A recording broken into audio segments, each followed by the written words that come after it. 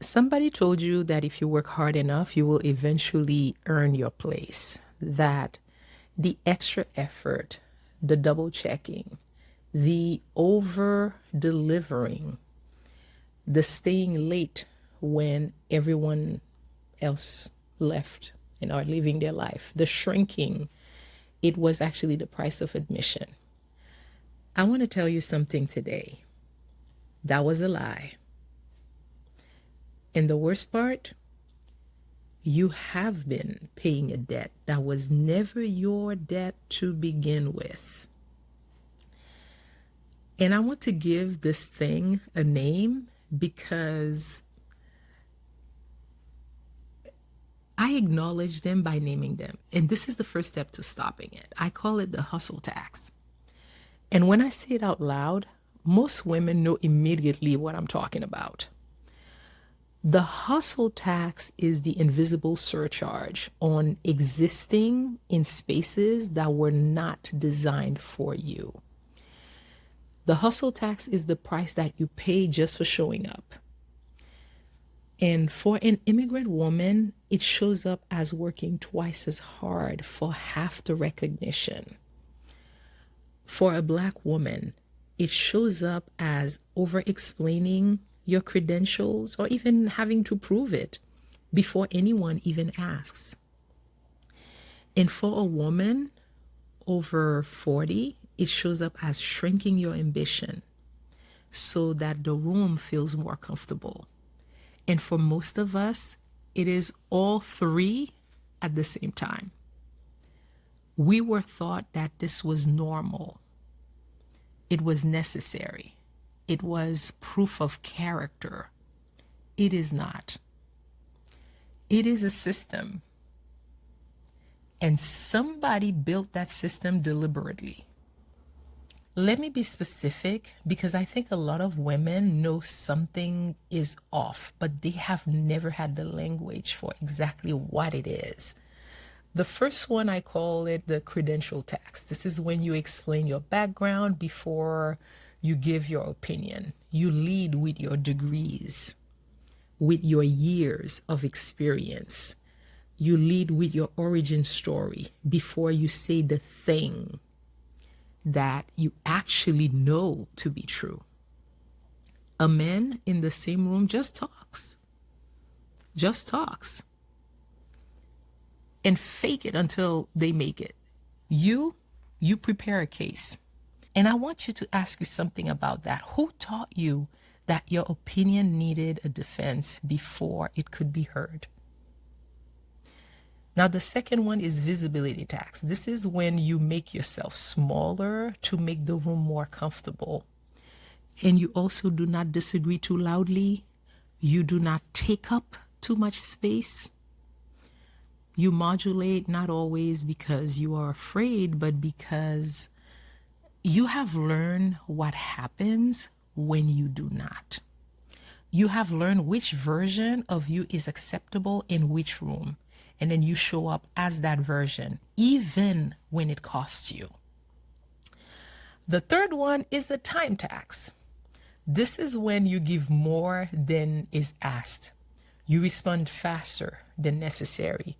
You deliver more than what was promised. You over-prepare for every conversation. And it is not always because you are generous, although you are. It is because somewhere inside you, you believe that your ordinary is not enough. That you, the genuine you, is not enough. That you must always bring extraordinary just to be considered adequate, just to be considered qualified. Who taught you that? I want to sit with that question for a moment because that belief, it did not come from nowhere. Somebody handed it to us. A system handed it to us. And we've been paying it forward into our own life ever since. And here's the lie inside the hustle tax. The lie that it is temporary. If you work hard now, it would ease up later. Prove yourself here, then you can breathe later. get through this season, and then you can change what you are worth. I have been in this season for 30 years. You heard right, 30 years, 30. And I know women who have been in this season for 40 years, 50 years. The tax does not end on its own because the people collecting it, they do not announce when you have paid enough. There is no receipt. There is no account settled. There is no moment where someone says, okay, you have proven yourself, you can stop now. That moment does not come because the system was never designed to release you from it. And here is the part that took me the longest to understand. The tax collector is not always outside of you. After years of paying that tax, you hire the tax collector inside your own head. And that internal voice is the hardest one to fire, to get rid of, because it sounds like responsibility. It sounds like discipline. It sounds like the thing that kept you safe for a very long time. And in some ways it did, but there is a point where the thing that protected you, it starts to limit you. And only you can decide where you have crossed that line. Now, I want to tell you about my specific version of this. When I made the decision to stay in America against my family's wishes, the hustle tax was not optional for me. It was a Haitian immigrant woman thing. Figuring out a new country without a safety net. Paying the tax was survival for me. Working harder than necessary. Proving myself before being asked. Making myself palatable. Adjusting my demeanor. These things, they kept me in rooms that I needed to be in. I am not dismissing that. But here's what changed. I started to notice that I was still paying the tax inside rooms that I had already earned. I was undercharging for my work, not because I did not know my worth, but because charging what I was worth, it felt like a declaration I was not allowed to make. I was over-explaining in every conversation, and not because the other person asked for it, but because I still felt like I needed to justify my presence. I was the one collecting the tax from myself, and I had to be the one to stop. And I want to be clear about something. Refusing the hustle tax is not the same as refusing to work hard. I still work hard. And quite frankly, I always will. The question is not whether you work hard. The question is, why are you working hard? Before, I would work hard to justify my presence. But now I work hard because I am building something that matters to me. That is not the same relationship with effort. That is a completely different energy. And here's 3 things that completely changed for me when I decided to stop paying that tax. First, I started leading with the result, not my resume, not 15 years of experience, not my origin story. Here is what I built. Here is what happened because of what I built. The result, it speaks before the credentials do.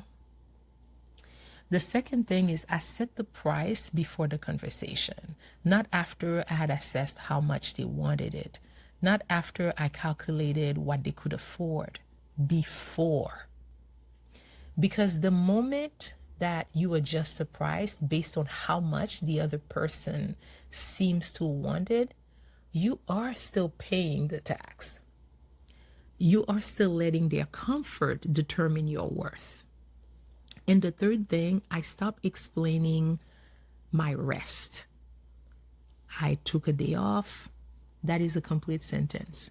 I did not need to earn it. I did not need to explain it. I did not need to make sure everyone knew that I was still working hard enough to deserve the break, to deserve the rest. Rest is not a reward. Rest is a right. Period. The hustle tax is very real, and what was done to us is real. The system that created it is real, and I'm not minimizing any of that. But paying it forward into your own life, into your own pricing, into your own sense of what you deserve, that is 100% a choice. And you have the power to make a different choice.